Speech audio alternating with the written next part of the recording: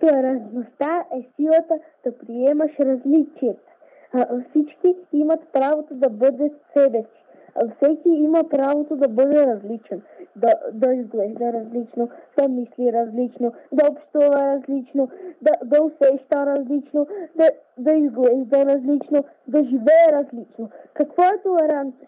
Това е силата и благородството да приемаш различните хора, нации, религии и раси, защото различието е богатството и свободата. Какво всъщност означава да бъдеш толерантен? Да проявяваш уважение към различното от това, което за теб се струва правилно и да зачита правото на другия да вярва в него. Толерантност означава уважение,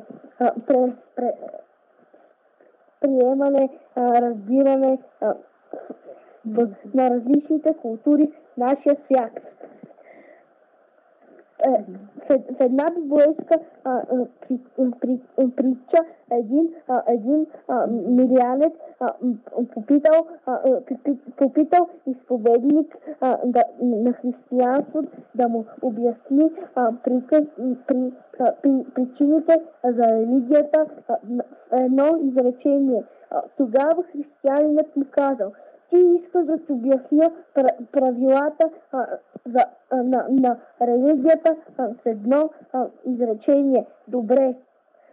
Просто прави на другите това, което искаш да правят и те на теб.